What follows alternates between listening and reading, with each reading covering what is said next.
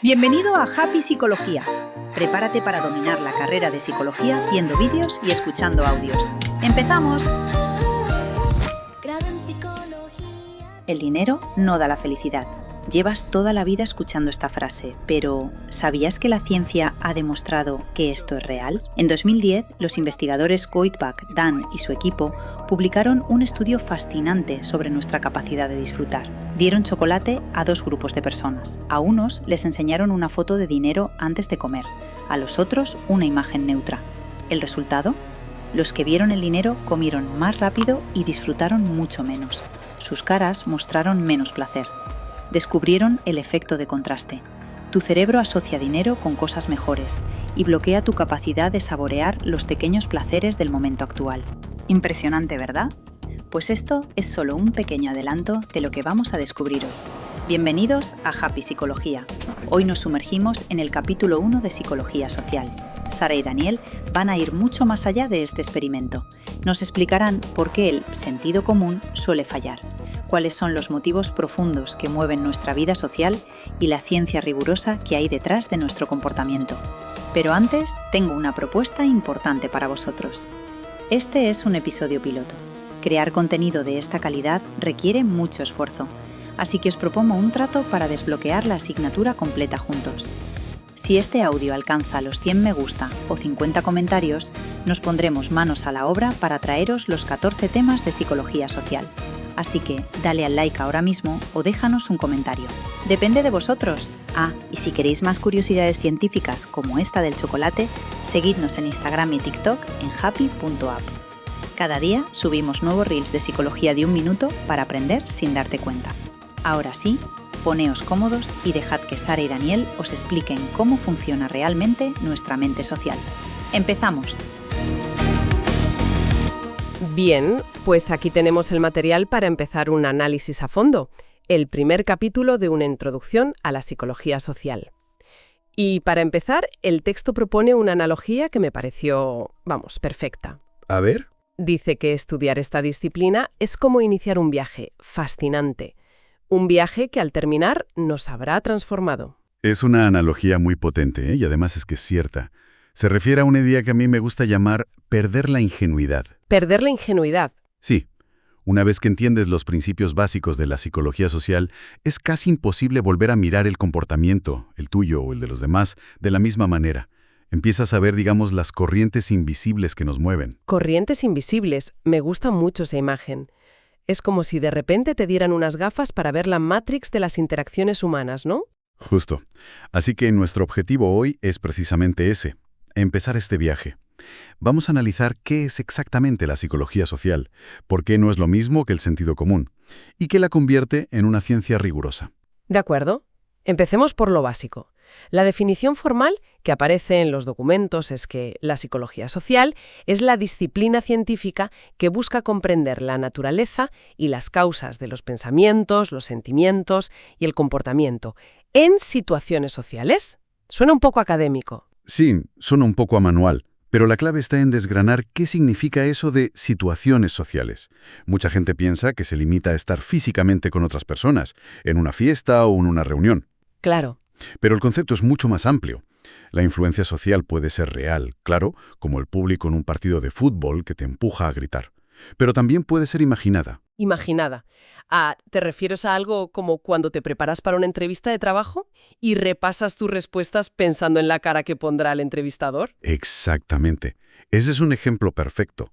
No hay nadie contigo en la habitación, pero la presencia imaginada de esa persona está moldeando tu comportamiento, lo que ensayas, cómo te sientes. Ya. Y hay una tercera categoría que a mí me parece fascinante, la influencia simbólica. Eso me intriga. ¿Cómo puede influir en mí algo que ni es real ni me lo estoy imaginando? Pues el material da un ejemplo muy claro y muy cotidiano. Imagina que entras en una sala de reuniones vacía, pero en una de las sillas hay una chaqueta. Vale. La persona no está, ni sabes quién es, pero su presencia está implícita en ese objeto. Lo más probable es que no te sientes ahí, porque asumes que el sitio está ocupado. ¿Es verdad? Esa chaqueta, que es un símbolo, está influyendo directamente en tu comportamiento. Es una norma social que ni siquiera verbalizamos. ¿Entendido? Y para organizar todo este análisis de cómo nos influyen los demás, el texto propone un esquema que, mientras lo leía, me ayudó mucho a ordenarlo todo en la cabeza. La tríada ABC. La tríada ABC es el corazón de la disciplina. Es, digamos, el kit de herramientas básico para analizar cualquier situación social. Descompone la experiencia humana en 3 componentes que están siempre interconectados. Vale, tenemos A, B y C. La A es de afecto. Se refiere a nuestros sentimientos, a nuestras emociones. ¿Cómo nos sentimos solos frente a cómo nos sentimos en un grupo? O al ver esa chaqueta en la silla, que quizá no sentimos nada, o una mínima molestia por tener un sitio menos. Correcto. La B es de behavior, o sea, conducta. Es la parte más visible. Lo que hacemos, decimos, expresamos. Y es importante destacar que no son solo acciones evidentes como correr o sentarse, sino también el lenguaje no verbal, el tono de voz, todo lo que comunicamos. Y la C, claro, tiene que ver con el pensamiento. Cognición, ¿verdad? Exacto.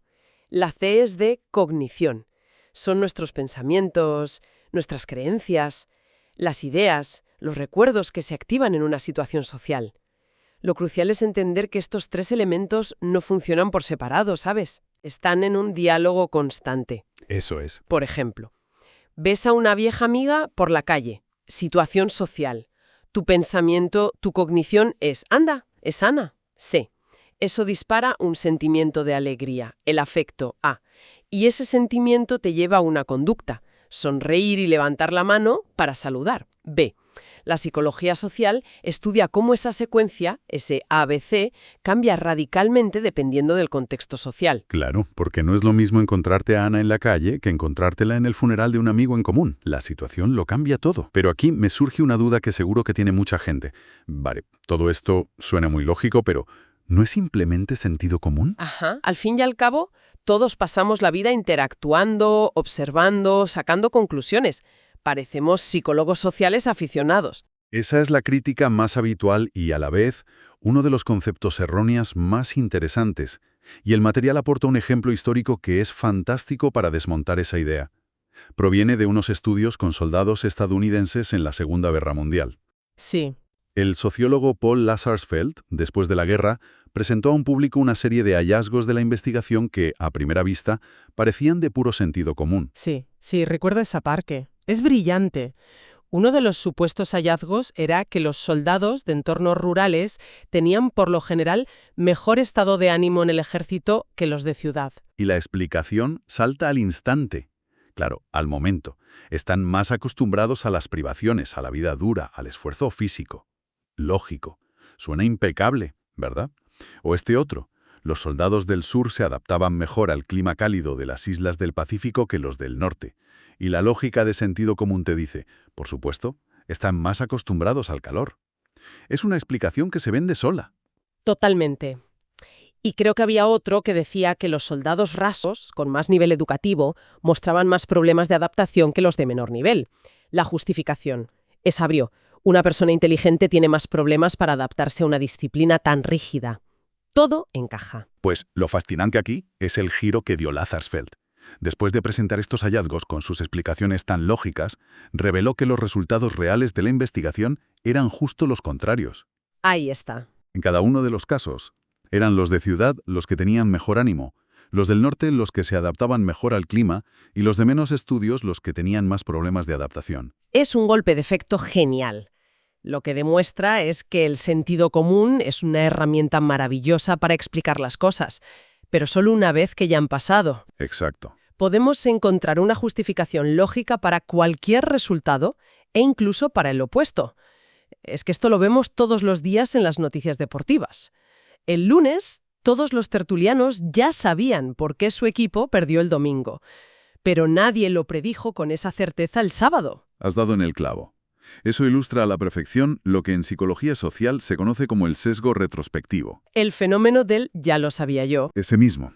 Es esa tendencia a creer, después de que algo ha ocurrido, que podríamos haberlo previsto. El sentido común es un historiador fantástico, pero un profeta terrible. La frase de «eso se veía venir» que decimos siempre. Justo. Y esa es la diferencia fundamental. El sentido común describe y justifica el pasado con una facilidad pasmosa. La psicología social, como ciencia, busca encontrar las causas para poder predecir el comportamiento antes de que ocurra. No se conforma con la explicación a posteriori.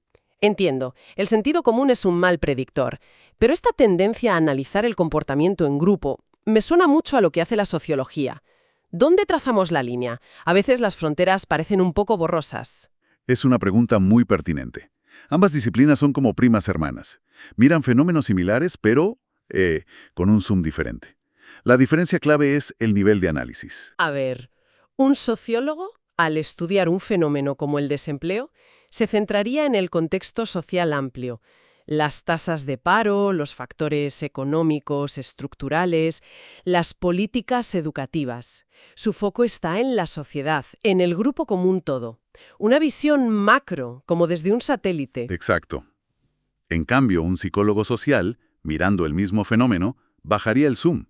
Se enfocaría en la interacción entre ese contexto y los procesos psicológicos del individuo. Ah, vale. Le interesaría saber cómo la experiencia de estar desempleado afecta a la autoestima de una persona, a su nivel de estrés, a su percepción sobre el futuro. O sea que, si la sociología estudia el edificio completo, la psicología social estudia cómo es vivir en un piso concreto de ese edificio, cómo influyen los vecinos y las normas de la comunidad en la persona que vive ahí. Es una analogía excelente.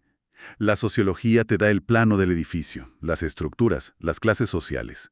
La psicología social te cuenta las historias que ocurren dentro, la dinámica entre los individuos en ese contexto. ¿Ya? De hecho, podemos volver a la tríada ABC. Al sociólogo le interesa la estructura del edificio.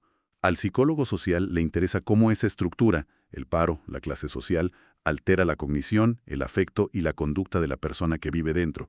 Conecta los dos niveles. Queda clarísimo.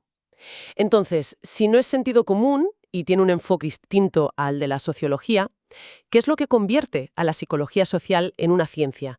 Y no solo en un conjunto de observaciones interesantes. Pues, como toda ciencia, se adhiere a un conjunto de valores fundamentales. Sin ellos, sería simplemente filosofía o especulación. El texto subraya 4, y el primero es la exactitud. Exactitud en este campo. No es algo que se presupone en cualquier ciencia. Se presupone, pero aquí es crucial. Significa recoger y evaluar la información de la forma más rigurosa, precisa y libre de errores posible. No vale con una observación casual mientras te tomas un café, ¿sabes? Claro. Implica una planificación sistemática de cómo se va a medir y registrar el comportamiento. Es la diferencia entre cotillear sobre por qué una pareja discute y diseñar un estudio que observe y codifique sistemáticamente los patrones de comunicación en 100 parejas. El segundo valor que mencionan es la objetividad. Pero, ¿es realmente posible ser 100% objetivo? Al final, quien investiga es una persona con sus propias experiencias, sus sesgos. ¿No se cuela siempre algo de subjetividad? Esa es la pregunta del millón. La objetividad pura es un ideal, una estrella polar a la que aspirar. Los psicólogos sociales son muy conscientes de que son humanos. Por eso, todo el método científico está diseñado para minimizar la contaminación de los sesgos personales. Ah. Se usan procedimientos como el doble ciego, donde ni el participante ni quien recoge los datos saben a qué condición pertenece el sujeto. Es un esfuerzo constante por dejar que los datos hablen, en lugar de que lo hagan nuestras ideas. Entiendo. Es un sistema de contrapesos contra nuestra propia naturaleza. El tercero es el escepticismo. Me parece un valor muy sano, pero ¿cómo se aplica aquí? El escepticismo científico es un pilar. Significa que los hallazgos solo se aceptan si han sido verificados repetidamente. Una sola investigación, por muy espectacular que sea, nunca es la última palabra. Se parte de la duda. Siempre. Si varios investigadores, de forma independiente, en diferentes laboratorios, llegan a las mismas conclusiones, entonces hablamos de replicación. Y solo cuando un resultado se replica, la confianza en ese hallazgo aumenta. Esto choca frontalmente con muchos titulares de prensa que leemos, del tipo, «Un estudio demuestra que». Por lo que dices, esa frase casi nunca es correcta. Exacto. Un solo estudio sugiere, indica o aporta evidencia, pero raramente demuestra algo de forma definitiva. La ciencia es un proceso acumulativo, no una serie de revelaciones. Y eso nos lleva directamente al último valor, la apertura mental, que supongo que es la disposición a cambiar de idea, Algo que, por cierto, no nos resulta nada fácil en la vida cotidiana. La ciencia no se basa en dogmas. Si los datos contradicen una teoría, por muy elegante o famosa que sea, es la teoría la que tiene que cambiar, no los datos. Es una cura de humildad constante. En resumen, este primer análisis nos deja claro que la psicología social es una lente muy específica para mirar al mundo. No es simplemente sentido común, que como hemos visto con el ejemplo de los soldados, puede ser tremendamente engañoso. Ujú. Es una disciplina científica que desafía sistemáticamente nuestras intuiciones sobre por qué la gente hace lo que hace. Nos obliga a cuestionar la facilidad con la que creemos entender el comportamiento humano y sobre todo a reconocer la enorme y a menudo invisible influencia que la situación social tiene sobre nosotros. Nos enseña que para entender a una persona no basta con mirar quién es, hay que mirar dónde está. El texto señala dos cosas muy importantes. Primero, que nuestras reacciones no dependen tanto de los hechos objetivos, sino de la interpretación que hacemos de ellos. Ajá. Y segundo, que tendemos a explicar la conducta de los demás atribuyéndola a su personalidad, es que es vago, es que es borde, subestimando casi siempre el poder de la situación en la que se encuentran. Artin Reis Sabase, aquí una pregunta para darle vueltas. Si nuestra percepción de la realidad es siempre una interpretación personal, y además nuestro instinto es juzgar el carácter de los demás sin considerar sus circunstancias, ¿qué implicaciones tiene esto? La próxima vez que alguien en el tráfico, en el trabajo o en casa se comporte de un modo que nos sorprenda o nos disguste, ¿cómo cambiaría nuestro juicio si, por un momento, aplicáramos esta perspectiva psicosocial? Claro. Si en lugar de pensar ¿qué le pasa a esta persona?, nos preguntáramos ¿qué puede estar pasándole a esta persona? Y claro, esto nos lleva directamente a una de las ideas más potentes y, si lo piensas, un poco vertiginosas de la psicología social. Ajá. Que no reaccionamos ante los hechos objetivos, sino ante la interpretación que hacemos de ellos. Exacto. Es decir, que nunca vemos el mundo tal cual es, sino que siempre lo miramos a través de unas gafas que nos dan nuestros intereses, nuestras motivaciones y sobre todo nuestras creencias. Totalmente. La realidad social que nos afecta no es la que está ahí fuera. Sino la que construimos aquí dentro. Justo. Y puede sonar muy abstracto, pero es increíblemente práctico. La consecuencia directa es que dos personas pueden ser testigos del mismo evento, ver la misma escena. Y vivir realidades distintas. Eso es. Al interpretarla de maneras completamente diferentes, están viviendo en la práctica realidades distintas. Es como si vieran la misma película, pero una en color y la otra en blanco y negro. ¡Ostras! Y luego discutieran sobre el color del vestido de la protagonista. Ambas están convencidas de lo que vieron. Claro. Y esto explica por qué ante una misma situación las reacciones pueden ser tan increíblemente variadas y a veces tan opuestas. Ahí está la clave. ¿Pero qué fuerte? Porque significa que si tú y yo vemos, no sé, un debate político o una noticia, podemos salir con dos historias opuestas y ambos estar convencidos de tener la razón. Y de que el otro está ciego. Exacto. ¿Hay alguna forma de medir esto? ¿Algún experimento que lo demuestre de forma, vamos, incontestable? Lo hay. Y es fascinante por lo sencillo y a la vez demoledor que es. A ver. Es un estudio del investigador Dan Kahan sobre cómo percibimos algo tan común como una manifestación. Cogieron a unos 200 ciudadanos estadounidenses y primero midieron sus valores. Para saber si eran más conservadores o más progresistas, supongo. Eso es, para tener un punto de partida. Hasta ahí todo normal. Vale, y luego les ponen a prueba. Exacto. Les mostraron a todos el mismo vídeo, un vídeo de una manifestación. Y la clave es que las pancartas estaban borrosas, no se podía leer el lema de la protesta. Ah. Era una escena deliberadamente ambigua, con gente congregada, gritando, gesticulando, pero sin un contexto claro. Ah, aquí viene el truco, la manipulación. Precisamente, a la mitad de los participantes se les dijo que la protesta era de un grupo antiabortista frente a una clínica. Una causa típicamente conservadora. Sí. Y a la otra mitad, que era una protesta contra la prohibición de reclutar soldados abiertamente homosexuales. Una causa, pues, más progresista. Mismo vídeo, dos etiquetas diferentes. Y la pregunta era... ¿Qué vieron? La pregunta era muy concreta. ¿El comportamiento de los manifestantes es punible? ¿Estaban intimidando y obstruyendo el paso a la gente? ¿O simplemente? O simplemente estaban expresando su opinión de forma pacífica para persuadir a otros. ¿Y los resultados? Espectaculares. La percepción de los hechos si hubo intimidación o no, dependía por completo de si la ideología de la protesta encajaba con los valores del participante. No puede ser. O sea que si yo soy progresista y me dicen que la protesta es por los derechos LGTB, veo una expresión democrática y pacífica. Ujú. Pero si me dicen que es antiabortista, en ese mismo vídeo de repente veo a gente agresiva, bloqueando el paso. Exactamente eso. Y viceversa para los participantes conservadores. ¿Vieron cosas distintas en el mismo metraje? Madre mía. La conclusión de Kahan es brutal. Construimos la realidad a través de percepciones y cogniciones motivadas y culturalmente dependientes. En otras palabras, vemos lo que nuestros valores nos motivan a ver. Eso es. El hecho objetivo de si alguien empujaba o no era totalmente irrelevante. Entonces, si nuestra realidad es tan maleable y depende tanto de a qué grupo pertenecemos, la pregunta del millón es, ¿por qué necesitamos tanto pertenecer? ¿Qué nos impulsa a buscar esas conexiones de una forma tan visceral? ¿Qué motores psicológicos nos mueven? Esa es la pregunta central que intenta responder la psicóloga Susan Fiske con su modelo de los 5 motivos sociales centrales. Son procesos psicológicos universales que nos impulsan a pensar, a sentir y a comportarnos como lo hacemos en situaciones sociales. No son caprichos.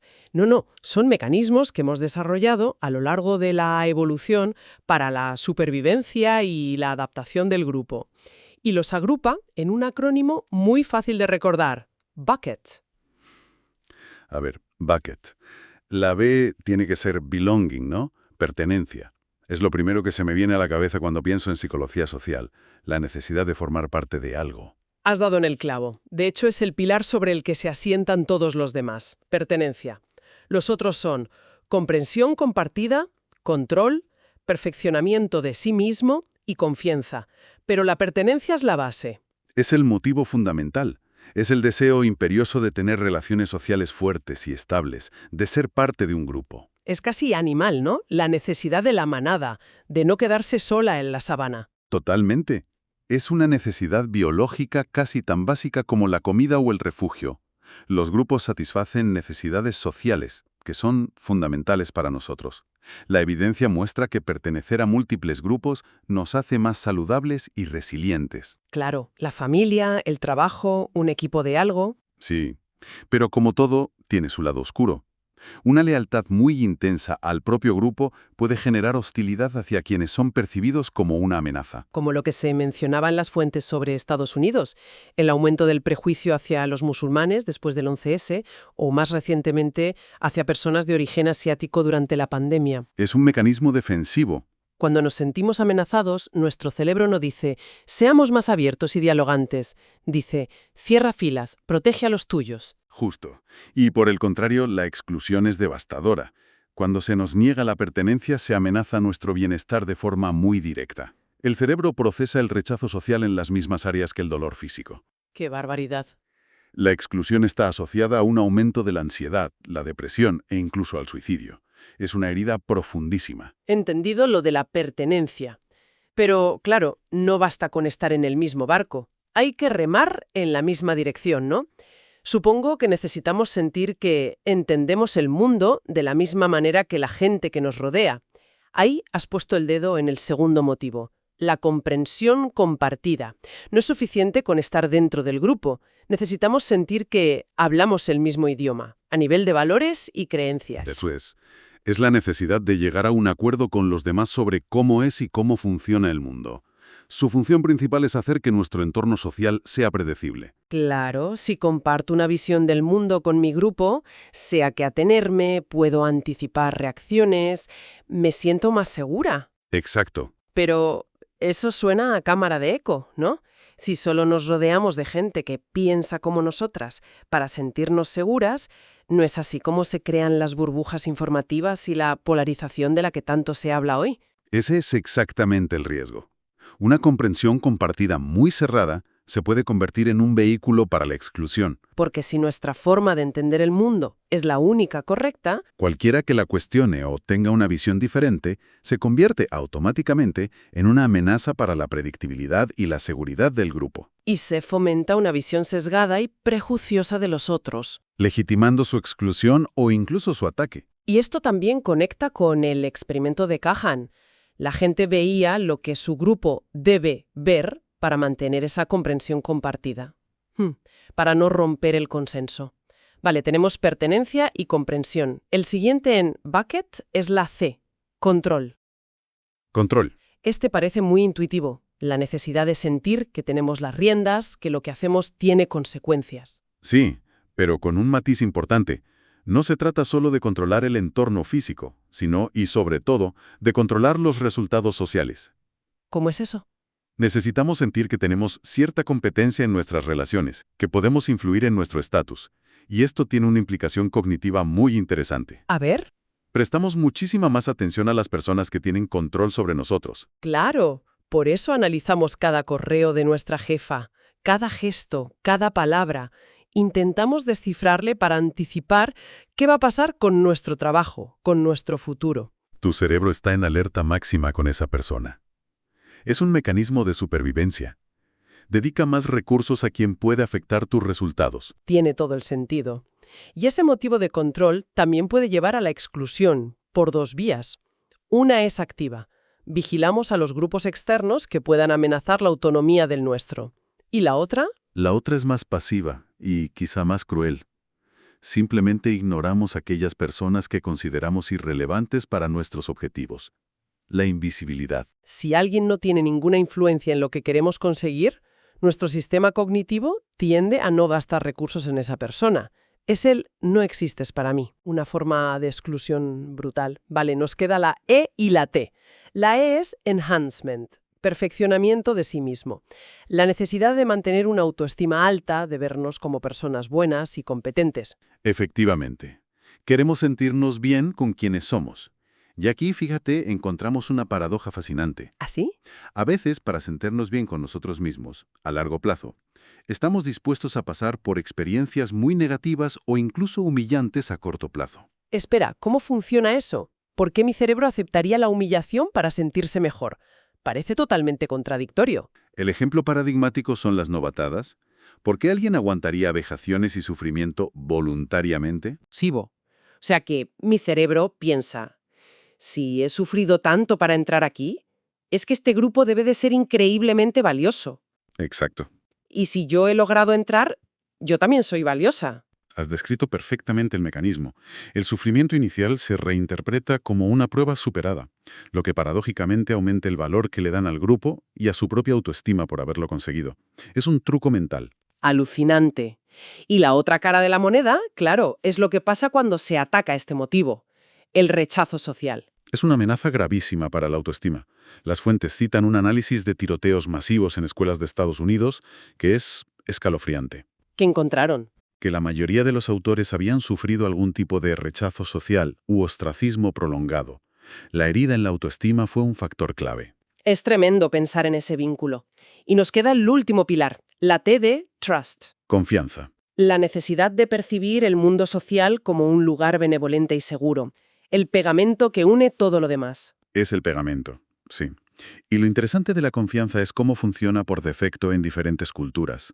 En muchas culturas occidentales, la confianza viene de serie. Se asume que la gente es confiable hasta que se demuestre lo contrario. Exacto.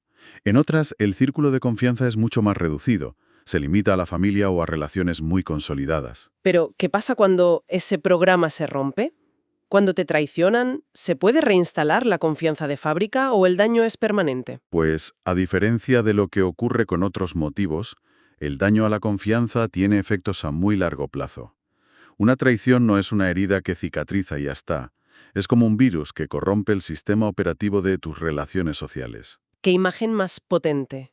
Las personas que han sido traicionadas pueden volverse hipersensibles, menos cooperativas, más vigilantes y a veces incluso más propensas a mentir o engañar como un mecanismo de defensa. Para que no les vuelva a pasar. Claro, la traición daña la capacidad fundamental de una persona para formar nuevas relaciones constructivas. Después de todo esto, me quedo con una sensación un poco inquietante. Saber que lo que veo como la verdad está tan condicionado por estas necesidades tan básicas, tan inconscientes. Y esa es la reflexión final, considerando que construimos activamente nuestra realidad social y que al mismo tiempo estamos impulsados por estos 5 motivos tan profundos, cabe preguntarse, ¿Cuánto de lo que percibimos como la verdad es realmente un reflejo del mundo exterior y cuánto es una construcción inconsciente? Una construcción diseñada para satisfacer nuestra necesidad de pertenencia, de control, de confianza. Cuando discutimos sobre un hecho con alguien, ¿estamos debatiendo sobre la realidad? ¿O simplemente están chocando nuestros motivos sociales más básicos? Pero todo esto no ocurre en el vacío. Hay distintos niveles de análisis. Lo que pasa dentro de nuestra cabeza está intrínsecamente conectado con quienes tenemos enfrente, los grupos a los que pertenecemos y hasta la cultura en la que vivimos. Exacto. Y esa es una de las ideas clave que recorre todo el material que hemos analizado. Para entender de verdad el comportamiento social, la psicología lo descompone, lo divide en 4 tipos de procesos. 4 niveles, digamos. Eso es. 4 niveles o 4 lentes, si quieres. A mí me gusta esa analogía. 4 lentes. ¿Sí? Como si miraras un objeto, pero con 4 objetivos distintos para poder apreciar su forma real. Si solo usas una, la imagen se queda coja. Distorsionada. Vale, me gusta. Pues vamos a probar esas lentes. ¿Cuál sería la de mayor aumento? La que mira más de cerca. Empezaríamos por los procesos intrapersonales. Son los que ocurren dentro del individuo, pero la clave, y esto es importante, es que siempre tienen un referente social. Ah, o sea, no solo lo que yo pienso, sino lo que pienso en relación con los demás. Justo. Piensa en la autoestima, por ejemplo. Es un sentimiento interno, sí, pero se construye y se negocia constantemente en base a cómo creemos que nos ven. O esa tendencia que es casi universal a atribuirnos los éxitos a nuestro talento y los fracasos, A la mala suerte. o a las circunstancias. El clásico he aprobado frente al me han suspendido. Totalmente. Pasa en tu cabeza, pero el juego de la comparación, de la justificación, es puramente social. Vale, primera lente. ¿La siguiente? Nos alejamos un poco Nos alejamos un poco, sí. y vemos los procesos interpersonales. Aquí hablamos de la interacción cara a cara, de tú a tú. Una negociación, una amistad. Una primera cita. Es el análisis de lo que ocurre cuando 2 individuos interactúan directamente. De acuerdo. Del individuo a la pareja o al dúo, y de ahí el salto lógico es al colectivo. Efectivamente, la tercera lente son los procesos grupales. Y aquí la dinámica cambia por completo, porque la palabra clave es pertenencia. Las personas ya no actúan solo como individuos con sus manías, sino como miembros de un grupo. Piensa en un equipo de fútbol o el departamento de una empresa. Ya. El comportamiento se empieza a regir por normas, lealtades, objetivos compartidos, que no existirían si cada uno fuera por su cuenta. La identidad del grupo se vuelve parte de la tuya. Y supongo que la última lente es la que tiene la vista panorámica, la que ve todo el paisaje. Esa es. Son los procesos macrosociales o societanes. Estos van más allá de los individuos y de los grupos concretos. Aquí hablamos de la influencia de la cultura, las instituciones, las ideologías. El sistema operativo, como decías antes. Justo. Por ejemplo, los materiales destacan mucho las diferencias entre culturas individualistas, como la norteamericana, donde se valora la autonomía, el éxito personal, y las colectivistas, como la japonesa, donde la armonía del grupo es fundamental. Entiendo. Y aquí es donde se pone la cosa de verdad interesante. Porque si intentamos explicar un fenómeno complejo usando solo una de esas lentes, corremos el riesgo de, equivocarnos por completo. Los documentos mencionan el peligro del reduccionismo. Es que ese es el error fundamental. De hecho, había un ejemplo en el material que hemos visto que es brutal, por lo claro que es.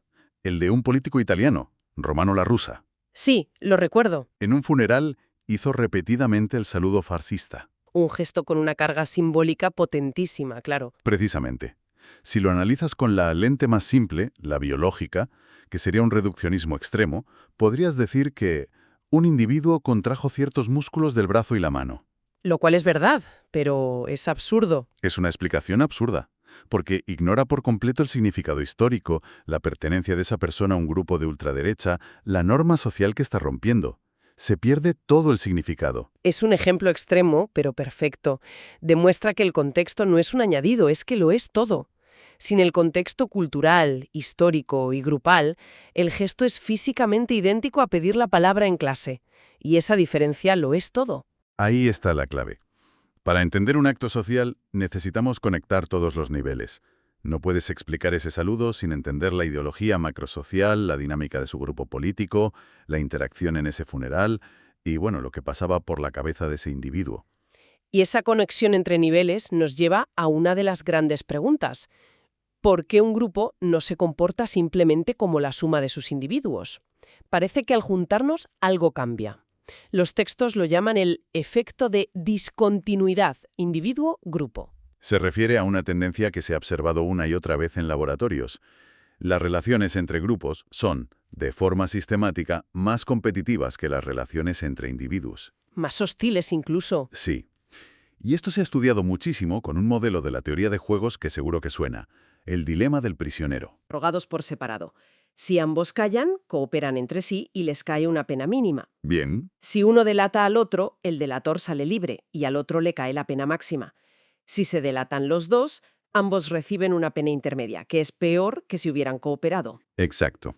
La lógica dice que lo mejor para ambos es cooperar y callar. Y lo fascinante es que cuando pones a dos individuos a jugar, hay una tendencia razonable a cooperar.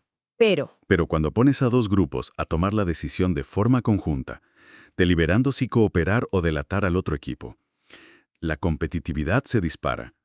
La opción de delatar se vuelve muchísimo más frecuente. Siempre me ha parecido contraintuitivo. ¿Por qué ocurre esto? ¿El grupo nos vuelve más egoístas? Es una mezcla de varias cosas que se retroalimentan. Los textos apuntan a varios factores. El primero es una combinación de... Codicia y miedo. Sí. En un contexto de grupo, tanto el deseo de ganar a toda costa, de maximizar el beneficio para los nuestros, como el miedo a que el otro grupo te traicione y te deje en ridículo, se amplifican. Entra en juego el orgullo colectivo. No podemos dejar que nos la jueguen. Exacto.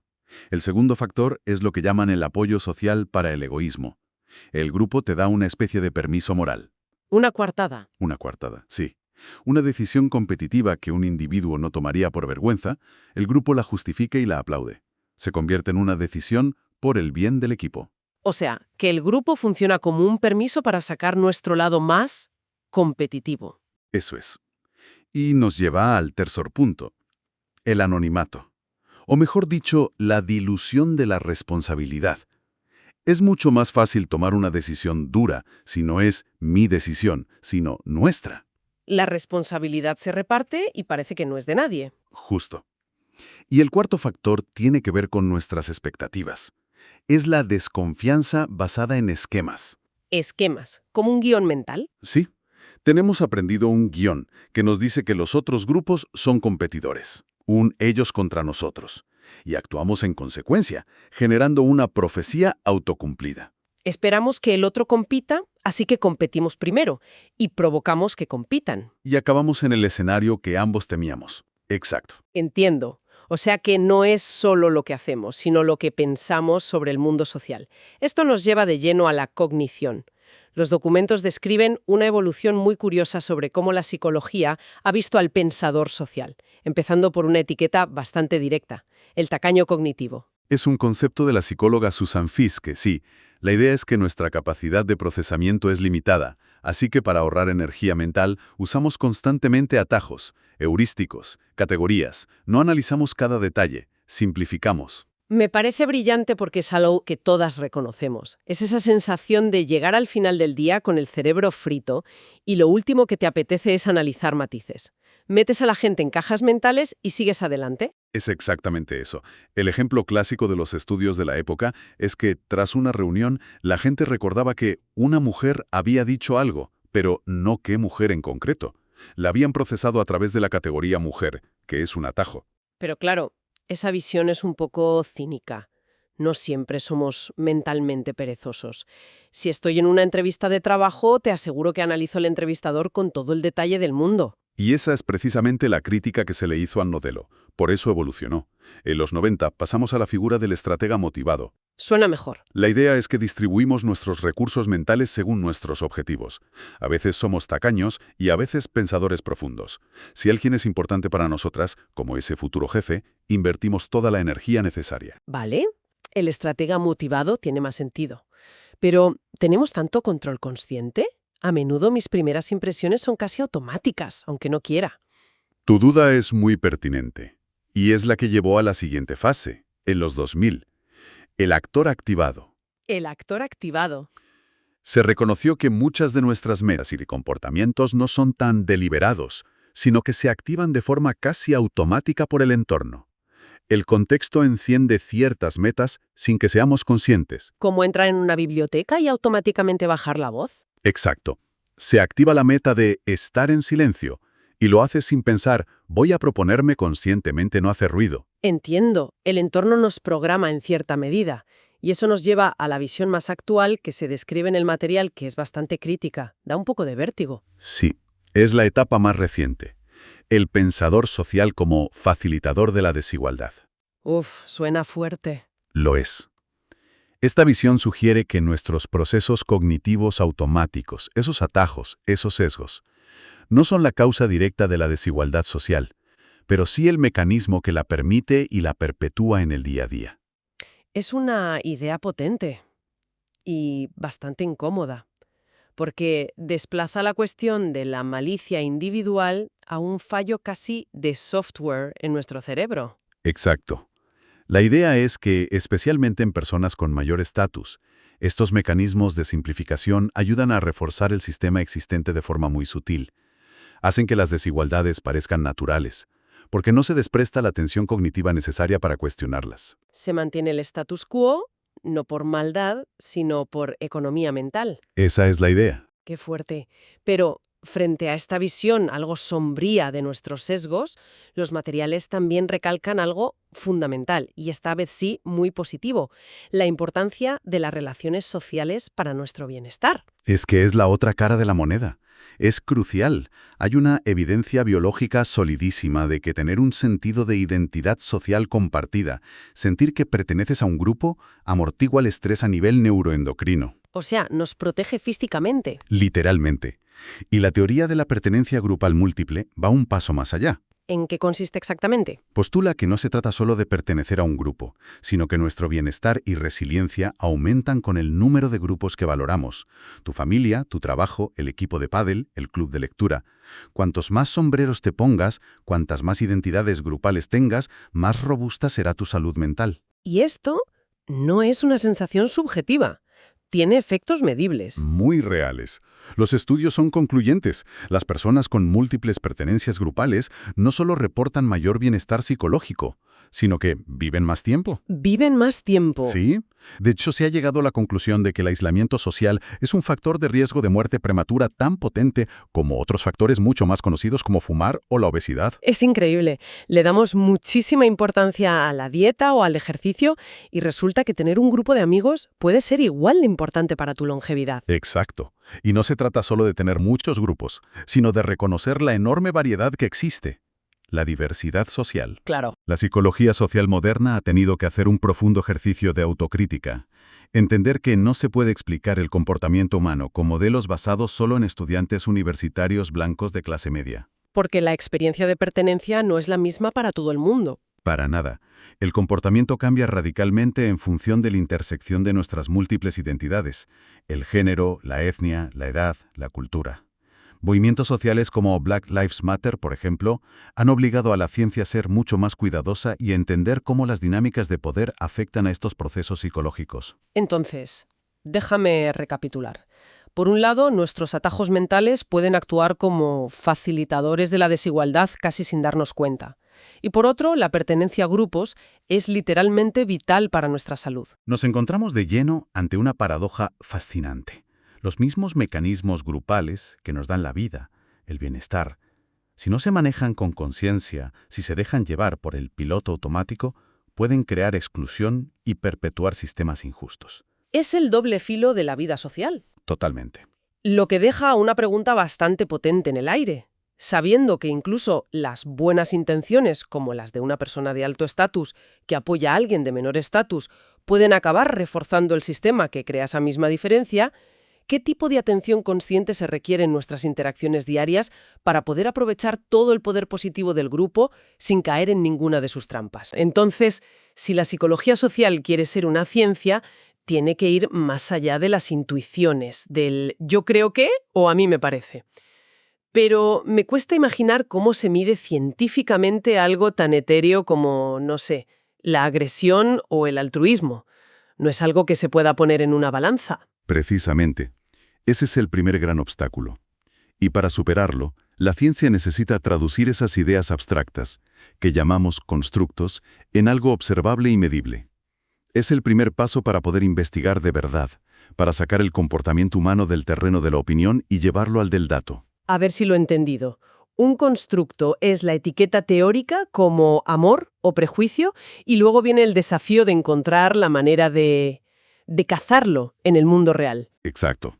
A ese proceso de caza se le llama definición operativa. Consiste en transformar ese concepto abstracto en una variable que podamos manipular o como mínimo cuantificar. Es el puente entre la teoría y la realidad y a menudo requiere una dosis enorme de creatividad. Y aquí es donde se pone la cosa fascinante, porque los ejemplos que he visto en las fuentes son geniales. Para medir la agresión, una investigación usó el número de segundos que tarda alguien en tocar el claxon al coche de delante cuando el semáforo se pone en verde. Eso me parece brillante, porque es algo que todos hemos sentido, esa impaciencia que se puede medir con un cronómetro. Claro, o para medir la atracción interpersonal, se han llegado a medir los milímetros de dilatación de la pupila cuando una persona mira a otra. Uy, espera. Es una respuesta fisiológica que no podemos controlar. Sí, eso suena ingenioso, pero ¿de verdad es una medida fiable? ¿Cómo se sabe que la pupila se dilata por atracción y no porque ha cambiado la luz o por simple sorpresa? Me cuesta creer que se pueda aislar una emoción tan compleja con una simple medida física. Es una objeción excelente, y es la razón por la que en un buen estudio nunca se usa una única medida. Lo que se hace es controlar rigurosamente las condiciones, como mantener la iluminación constante. Pero sobre todo, se combinan varias definiciones operativas. Podríamos medir la dilatación de la pupila, pero también el tiempo que la persona mantiene el contacto visual y además pasarle un cuestionario.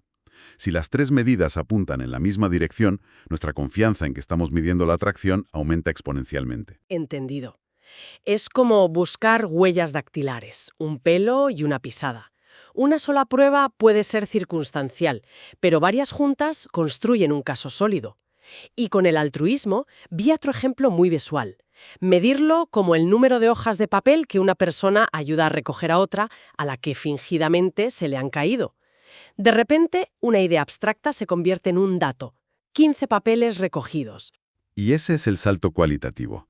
Pasamos de una descripción vaga, es una persona muy altruista, a un número que podemos comparar, analizar y usar para poner a prueba nuestras ideas. Vale, medir es una cosa, y ya veo que es un arte en sí mismo. Pero el santo grial, el gran salto, es demostrar que una cosa causa otra. Por ejemplo, que ver videojuegos violentos causa directamente un comportamiento más agresivo. No solo que están relacionados, sino que uno es la causa del otro. ¿Cómo se demuestra esa causalidad con certeza? Para establecer esa relación de causa y efecto, el método rey en la ciencia es el experimento. La lógica es simple en su concepción, aunque muy compleja en su ejecución. Se manipula intencionadamente un factor para ver qué efecto tiene en otro, mientras, y esto es clave, todo lo demás se mantiene constante. Vale, para que yo me aclare. La cosa que manipulas y la cosa que mides tendrán nombres técnicos, ¿verdad? Porque si no, debe ser un lío hablar de esto. Por supuesto, la que el investigador manipula es la variable independiente. Es la supuesta causa. En el ejemplo de los videojuegos, la variable independiente sería el tipo de videojuego. Un grupo juega a uno violento y otro a uno no violento. Es independiente porque su valor lo crea el investigador, no depende del participante. Y la variable dependiente sería entonces el efecto que medimos. Siguiendo el ejemplo, el nivel de agresión que muestran después. Se llama dependiente porque su valor, en teoría, depende de la variable que hemos manipulado. Exactamente. Mediríamos su comportamiento posterior. Podríamos, por ejemplo, ponerles en una situación en la que pueden administrar un ruido molesto a otra persona. Y nuestra variable dependiente sería la intensidad y la duración del ruido que eligen administrar. Hay un estudio clásico en las fuentes que lo ilustra a la perfección y que me ha dejado dándole vueltas, el de Latané y Darley, sobre lo que se conoce como el efecto espectador. Nace de la idea, que va en contra de toda intuición, de que a veces, cuando hay una emergencia, con mucha gente presente, nadie ayuda. Uno pensaría que a más gente, más seguridad, y resulta que puede ser justo al revés. Es un experimento fundamental que cambió nuestra forma de entender el comportamiento en grupo. En él, la variable independiente que manipularon de forma muy astuta fue el número de personas que el participante creía que estaban presentes. No el número real, sino su percepción. Crearon una situación en la que un participante oía por un intercomunicador cómo otra persona, que en realidad era una grabación, sufría un ataque epiléptico. Y los resultados fueron demoledores. Cuando el participante creía que era la única persona que lo oía, además de la víctima, el 85% iba a ayudar. Pero aquí viene el giro dramático. Si al participante se le hacía creer que había 2 personas más escuchando la misma conversación, el porcentaje de ayuda bajaba en picado, al 62%. Y lo más impactante, que es lo que da nombre al efecto, si pensaba que había 4 personas más presentes, además de él, solo un mísero 31% ofrecía ayuda. La simple creencia de que había otros espectadores inhibía de forma masiva la conducta de ayuda. Es increíble. Demuestra una relación causal muy clara. La variación en la variable independiente, el número percibido de espectadores, causó una variación directa y predecible en la variable dependiente, la probabilidad de ayudar. Sí, pero aquí me surge la gran duda. ¿Cómo podemos estar tan seguros de que la causa fue el número de gente y no otra cosa? Y si, por pura casualidad, en el grupo de 4 espectadores tocó la gente más tímida o más egoísta de todo el estudio. Esa es la pregunta del millón, y la que separa un experimento bien hecho de una simple anécdota. La respuesta está en 2 pilares, 2, digamos, superpoderes del método experimental. El primero es el control. Los investigadores se aseguran de que la única diferencia sistemática entre las condiciones sea la variable independiente. Todo lo demás, lo que oyen, las instrucciones, la sala, es absolutamente idéntico para todos. Vale, el control elimina las variables extrañas del entorno, pero eso no soluciona mi duda sobre las diferencias entre las propias personas. La gente llega al laboratorio siendo como es. Ahí entra el segundo superpoder, que es el más importante. La asignación aleatoria. Significa que cada participante que llega al laboratorio tiene exactamente la misma probabilidad de ser asignado a cualquiera de los grupos. Se puede hacer lanzando una moneda, usando un programa. El método es lo de menos, lo importante es que sea puro azar. En las notas lo llamaban el gran ecualizador. Y es una metáfora perfecta, porque la asignación aleatoria asegura que, de partida, los grupos sean estadísticamente equivalentes en todo. Personalidad, edad, género, altruismo. Cualquier diferencia individual se distribuye de manera uniforme. Así, si al final observamos una diferencia, la única explicación lógica que queda es la manipulación de la variable independiente. ¿Es lo que nos permite inferir causalidad? Entiendo la potencia del experimento. Es casi como crear una realidad paralela y controlada. Pero me da vueltas la cabeza pensando en todo lo que no se puede estudiar así. Por razones éticas evidentes, no puedes asignar aleatoriamente a la gente a fumar o no fumar durante 20 años para ver si causa cáncer, o a divorciarse. Exacto. Hay muchísimas variables de enorme interés que no se pueden manipular ni ética ni prácticamente. Para esos casos, cuando no podemos experimentar, recurrimos a los métodos correlacionales. Y la diferencia clave es que aquí no se manipula absolutamente nada, ¿verdad? Simplemente se sale al mundo real y se observan y se miden 2 o más variables para ver si están relacionadas. Precisamente. Se busca ver si covarían, si cambian juntas de forma sistemática. Podríamos medir la relación entre el tiempo que los adolescentes pasan jugando a videojuegos y sus notas académicas. Simplemente pasamos un cuestionario. Y podríamos encontrar una correlación. Por ejemplo, una correlación negativa como sugiere una de las fuentes. A más horas de juego, más bajas son las notas. O una positiva. A más cigarrillos fumados, mayor probabilidad de cáncer de pulmón. Nos permite hacer predicciones. Y son predicciones muy útiles. Pero, y aquí viene la gran advertencia, el mantra que todo estudiante de ciencias sociales se graba a fuego. Correlación no implica causalidad. Esa es la limitación fundamental de este método. Que 2 cosas vayan juntas no nos permite afirmar que una cause la otra. Que las horas de juego y las malas notas estén relacionadas no prueba que jugar cause las malas notas. Claro, aquí es donde hay que pensar como un detective. ¿Podría ser al revés? Quizás sacar malas notas causa frustración y eso lleva a la gente a refugiarse en los videojuegos como vía de escape. La causalidad iría en la dirección opuesta. O, y esta es una posibilidad que a menudo se pasa por alto, podría haber una tercera variable que no estamos midiendo y que es la verdadera causa de ambas. Podría ser, por ejemplo, la falta de supervisión parental, problemas familiares o una desmotivación general. Así que la correlación nos dice, oye, aquí hay algo, estas 2 cosas se mueven juntas, pero se calla a la hora de explicarnos el porqué. Nos da una pista, pero para determinar la causa, el experimento sigue siendo el método de referencia. Exactamente. Por eso ambos métodos son valiosos. A menudo, una investigación empieza con un estudio correlacional para identificar relaciones prometedoras, y luego se diseña un experimento ingenioso en el laboratorio para tratar de aislar la causa. Entonces, si juntamos todas las piezas, lo que veo es que para entender por qué hacemos lo que hacemos, no basta con la intuición. Hay que ser creativos para medir lo invisible y luego, metódicos, para diseñar situaciones que nos permitan aislar la causa real de nuestros actos. Y una vez que un experimento como el de Latané y Darley demuestra de forma contundente que la presencia de otros inhibe la ayuda, surge una pregunta aún más profunda, que es la que realmente impulsa la ciencia. ¿Por qué?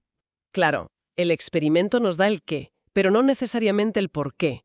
Es como saber que el interruptor enciende la luz, pero no tener ni idea de los cables que hay detrás. Precisamente. El siguiente paso, el más interesante, es investigar los mecanismos psicológicos subyacentes. ¿Qué procesos se activan en la mente de una persona cuando hay otros presentes que le llevan a no actuar? En las fuentes se mencionaban dos ideas principales que me parecieron muy potentes. Una es la difusión de la responsabilidad. Que es la idea de que, si soy el único testigo, el 100% de la responsabilidad recae sobre mí. Es una carga pesada. Pero si hay otras 4 personas, siento que mi responsabilidad es solo del 20%. La carga se diluye tanto que nadie siente el peso suficiente para dar el primer paso. No es que no nos importe, es que pensamos, seguro que otro ayudará. Te quitas el peso de encima pensando que otro lo asumirá. Pero el problema es que todos los demás están pensando exactamente lo mismo. Exacto. Y el segundo mecanismo es, si cabe, aún más sutil y poderoso. La ignorancia pluralista. Eso me ha parecido fascinante. Es el miedo a hacer el ridículo, ¿no? Es una parálisis social basada en la mala interpretación colectiva. Imagina que estás en una sala y empieza a salir un poco de humo por debajo de la puerta. Te alarmas, pero antes de levantarte y dar la voz de alarma, haces lo que hacemos todos. Mirad a tu alrededor para ver cómo reaccionan los demás. Por supuesto, para calibrar la situación. El problema es que los demás están haciendo exactamente lo mismo. Cada uno mira a los otros y, como nadie parece alarmado, todo el mundo concluye que quizá no es una emergencia real. Será vapor, será de una máquina de humo. Nadie quiere ser el único que reacciona de forma exagerada.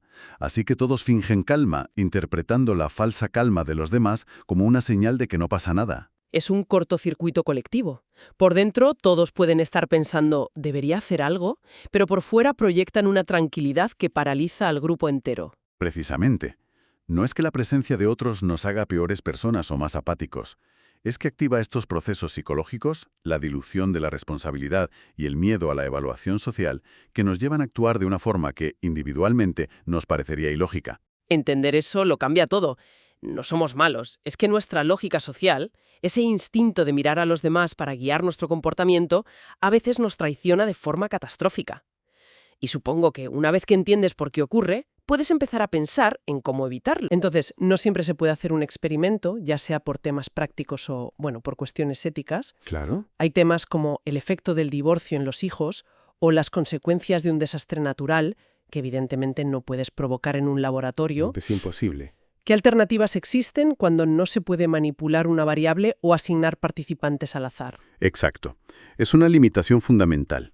Cuando la experimentación, digamos, directa no es una opción, la psicología social no se rinde. Ajá, Despliega un arsenal de métodos alternativos que son increíblemente potentes. sí. Uno de los más clásicos es la observación sistemática. Que a primera vista suena a simplemente sentarse a mirar lo que pasa. Es una primera impresión muy común, pero es mucho más riguroso que eso. No es una mirada casual. Vale. Es observar, registrar y codificar el comportamiento de una forma metódica, muy estructurada.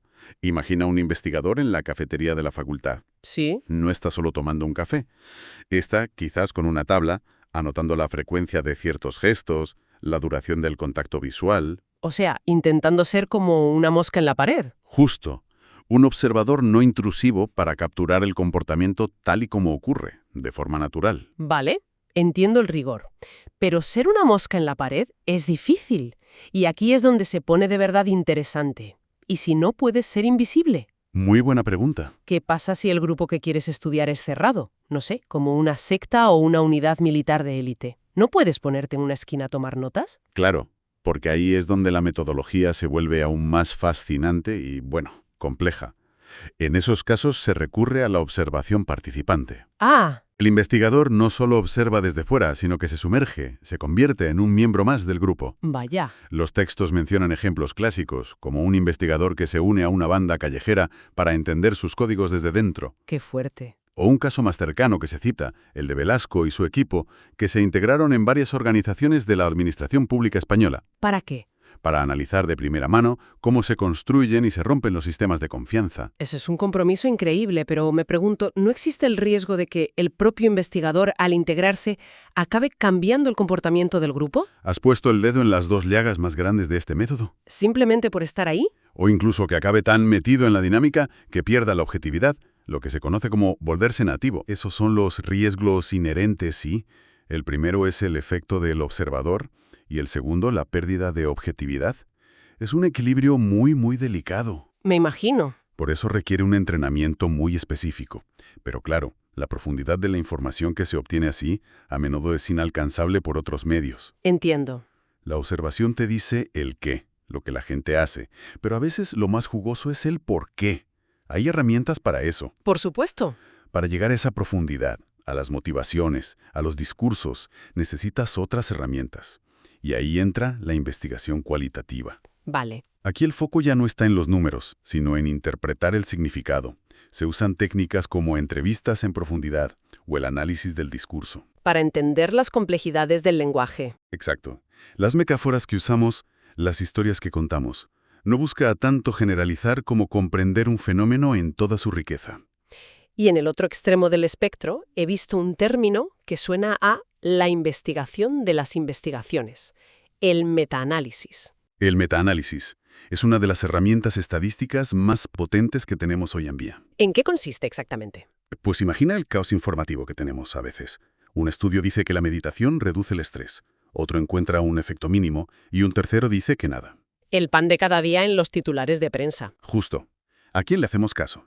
Pues el metaanálisis recopila todos los estudios rigurosos sobre un tema, los pone en una balanza común. Los estandariza. Eso es. Traduce sus resultados a una métrica estándar y calcula un efecto global. Es como subir a la cima de una pirámide para ver el panorama completo y distinguir la señal del ruido. O sea que esto es básicamente el antídoto contra el un estudio dice que el café es bueno y al día siguiente otro dice que es malo. Exactamente, esa es la idea. Te da la visión de conjunto para saber hacia dónde se inclina la balanza de la evidencia científica de verdad. Aporta una conclusión mucho más sólida, claro. Es mucho más, sí. Mucho más fiable que cualquier estudio individual por sí solo. Claro. Al hablar de observar gente, a veces sin que lo sepan, o de integrarse en sus vidas, la línea ética se vuelve increíblemente fina. Todo esto plantea una pregunta clave. ¿Dónde quedan los límites? Es la cuestión fundamental, y la que más ha evolucionado en la historia de la disciplina, a menudo como respuesta a estudios pasados que hoy serían impensables. Me lo imagino. La investigación actual está regulada por códigos éticos muy estrictos, como los de la American Psychological Association, la APA, que son el estándar de oro. ¿Y cuál es el principio básico? Todo gira en torno a una idea. El bienestar y la dignidad de los participantes son la prioridad absoluta, por encima de los objetivos de la investigación. De acuerdo. Vamos a desgranar esto porque es crucial. En las fuentes se menciona el uso del engaño. La palabra en sí ya suena un poco maquiavélico. Suena fatal, sí, pero su uso es muy restringido y justificado.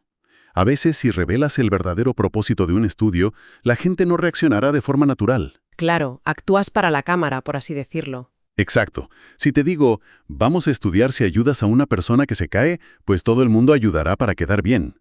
Para capturar una reacción genuina, a veces es necesario ocultar la verdadera hipótesis. Pero a ver, si engañas a alguien para un estudio, aunque luego se lo expliques, no estás erosionando la confianza del público en la ciencia. Me parece un equilibrio muy delicado. Lo es. Y por eso el código de la APA es tajante. El engaño solo se justifica si el valor científico o educativo del estudio es muy significativo y, crucialmente, si no existen alternativas. Y hay líneas rojas, supongo. Infranqueables. Nunca se puede engañar sobre aspectos que puedan causar dolor físico o una angustia emocional severa. La integridad del participante siempre va primero. Vale, eso me tranquiliza. Y para todo lo demás, la gente tiene que participar voluntariamente. Ahí entra el famoso consentimiento informado, ¿verdad? Correcto. Es la piedra angular. Antes de que una persona acepte participar, debe recibir información clara y comprensible sobre todo lo relevante. Como, por ejemplo, Pues el propósito general del estudio, qué se le pedirá que haga, su derecho absoluto a retirarse en cualquier momento sin ninguna penalización, los riesgos, los beneficios. los posibles riesgos, los beneficios, cómo se protegerá su confidencialidad, todo. Solo entonces puede dar un consentimiento libre e informado, preferiblemente por escrito. ¿Y qué pasa en los estudios que usan ese engaño controlado del que hablábamos? No puedes informar de todo. Exacto. En esos casos, el consentimiento informado explica todos los procedimientos que no revelan la hipótesis. Se informa sobre las tareas, los riesgos, el derecho a retirarse, pero se omite el propósito real, Y esa omisión se tiene que resolver al final. obligatoriamente. Claro, porque cuando todo termina, no se les puede simplemente decir gracias y adiós, y menos si ha habido algún tipo de engaño. Jamás. Eso sería una mala práctica gravísima. Al final, es obligatorio realizar un debriefing. Una sesión informativa posterior. Eso es. En esta sesión se revela todo. Se explica con detalle el verdadero propósito del estudio, se aclara por qué era necesario el engaño. Y se intenta que la persona se vaya bien. Lo más importante es revertir cualquier posible efecto negativo. El objetivo es que la persona se vaya del laboratorio sintiéndose bien, habiendo aprendido algo y con una visión positiva de su contribución. Suena bien en teoría, pero ¿realmente se puede borrar una experiencia de angustia, aunque sea leve, con una charla? ¿No queda un pozo? Es una preocupación legítima. El debriefing no es una varita mágica, pero es un proceso de mitigación y reparación fundamental. No se trata de borrar. Sino de recontextualizar. Justo. De recontextualizarla. El investigador tiene la responsabilidad de detectar cualquier malestar y asegurarse de que la persona está bien. Es un diálogo honesto, una parte esencial del contrato ético entre investigador y participante. Entonces, una vez que se establecen estas reglas del juego, que son relativamente modernas, es interesante mirar hacia atrás, a los orígenes. Los textos nos llevan a un punto de partida casi poético por su simplicidad. Unos ciclistas. Te refieres al estudio de Norman Triplett en 1898. Es considerado uno de los primeros experimentos documentados de la psicología social, si no el primero. Exacto, el de los ciclistas. Siempre me ha parecido increíble que algo tan cotidiano diera el pistoletazo de salida a todo un campo de estudio. Es que lo fascinante no es solo el resultado, que hoy nos parece casi de sentido común. Triplett, que era un apasionado del ciclismo, se dio cuenta de un patrón. ¿Cuál? Que los ciclistas lograban mejores tiempos cuando corrían en una carrera, compitiendo contra otros, que cuando corrían solos contra el reloj. Y quiso comprobarlo científicamente. Pues sí, diseñó un experimento en el laboratorio con niños que tenían que enrollar carretes de pesca, a veces solos y a veces en parejas, y confirmó su hipótesis. ¿Iban más rápido juntos? La presencia de otro competidor hacía que fueran más rápidos. ¿Y eso es lo que hoy llamamos facilitación social? Exacto. Pero lo verdaderamente revolucionario en 1898 no fue descubrir eso. Lo revolucionario fue aplicar el método científico a una pregunta sobre el comportamiento social. Pasar de la especulación a la evidencia empírica. Ese fue el paso crucial. Demostró que la influencia social se podía medir en un laboratorio. O sea que la presencia de otros nos hace mejores, nos saca nuestro lado más competitivo. Bueno, no siempre. Y eso es lo que hace a este campo tan interesante. Casi al mismo tiempo que Triplett, un ingeniero agrónomo francés llamado Max Ringelmann. ¿Qué investigaba? La eficiencia en las granjas. Hizo un experimento muy sencillo. Pedir a la gente que tirara de una cuerda, solos y en grupos. Y descubrió lo contrario. Descubrió que la fuerza total del grupo era menor que la suma de las fuerzas individuales. Es decir, cada individuo se esforzaba menos. Es el primer estudio de lo que hoy llamamos pereza social. Increíble. Así que desde el principio ya teníamos las dos caras de la moneda. La presencia de otros a veces nos potencia y otras veces hace que nos relajemos. Precisamente. Estos dos estudios sentaron las bases para una de las preguntas centrales de la disciplina: ¿cuándo nos mejora y cuándo nos empeora la presencia de otros? Una pregunta compleja. Muy compleja, pero abrieron la puerta a figuras que realmente dieron forma al campo en el siglo XX. ¿A quiénes te refieres? Pienso en gente como Kurt Lewin, un refugiado del nazismo que es considerado por muchos el padre de la psicología social moderna. Él insistía en que el comportamiento depende de la persona y de su situación. La famosa ecuación de Lewin. Comportamiento es una función de la persona y su entorno. Y sobre todo, defendía una investigación-acción. Usar la ciencia para cambiar el mundo, no solo para entenderlo. Y supongo que a partir de ahí el campo explotó. Totalmente. Después de la Segunda Guerra Mundial, hubo un interés enorme en entender fenómenos como la obediencia, el conformismo, el prejuicio. Y surgieron grandes teorías. Y teóricos como Leon Festinger, que nos dio la revolucionaria teoría de la disonancia cognitiva. Esa incomodidad que sentimos cuando nuestras acciones y creencias no encajan. Justo. Esa tensión. ¿Y cómo hacemos malabares mentales para reducirla? Si te consideras honesto pero dices una mentirilla, sentirás esa disonancia y buscarás justificarlo, ¿no? Para alinear tu acción con tu autoconcepto. Es una fuerza poderosísima. Entonces, si tuviéramos que destilar todo este análisis en 3 ideas clave para que queden grabadas. Pues la primera sería que la psicología social cuenta con un arsenal metodológico muy diverso y sofisticado. No se limita al laboratorio. La observación, los métodos cualitativos. Y el metaanálisis. Todos son cruciales para obtener una comprensión completa y rica del comportamiento social en el mundo real. La segunda, sin duda, es que la ética no es un añadido, sino el fundamento. Totalmente.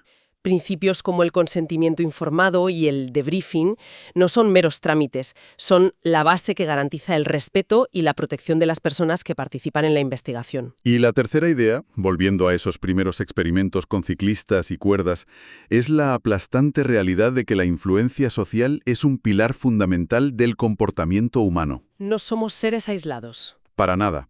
Desde sus inicios, la disciplina ha demostrado que la presencia, ya sea real, imaginada o implícita, de otras personas, altera profundamente cómo pensamos, sentimos y actuamos. Somos inherentemente sociales. Un campo de estudio realmente transformador. Y nos deja con una idea para reflexionar. Si la simple presencia de otros nos cambia tanto, ¿cuánto de lo que consideramos nuestro yo auténtico es en realidad un producto de la gente que nos rodea incluso cuando no están? Ahí queda la pregunta. Con esto cerramos el análisis de hoy. Muchas gracias por la atención. Devolvemos la conexión a Cristina. Y hasta aquí nuestro primer viaje por la mente social. Hemos desmontado el sentido común y entendido por qué necesitamos pertenecer al grupo como el aire que respiramos. Pero antes de irnos, recuerda nuestro trato. Este proyecto solo sigue si vosotros queréis. Necesitamos 100 me gusta o 50 comentarios para desbloquear el tema 2 y el resto de la asignatura. No dejes que el curso se quede aquí. Dale amor. Y ahora, la pregunta del programa. Queremos escucharte para un episodio especial recopilatorio. Pensando en lo que hemos hablado sobre la presión de grupo, ¿alguna vez has hecho algo que no querías o has opinado algo que no pensabas solo por no ser el raro o la rara del grupo? Cuéntanos tu historia. Envíanos un audio de WhatsApp al número que tienes en la descripción. Las mejores respuestas saldrán en nuestro especial de la comunidad. Y ojo, porque si conseguís desbloquear el siguiente capítulo, preparaos. En el tema 2 entraremos en el lado oscuro de la psicología, la influencia y la persuasión. Responderemos a preguntas incómodas. ¿Por qué compramos cosas que no necesitamos? ¿Cómo consiguen las sectas lavar el cerebro a gente inteligente? Y lo más aterrador, ¿serías capaz de torturar a una persona inocente con descargas eléctricas solo porque alguien con bata blanca te lo ordena? La mayoría dice que no, pero los datos dicen que sí. Si cumplís el reto, descubriremos por qué. Hasta la próxima. Grado en psicología, tu carrera ha comenzado. Aprende a fondo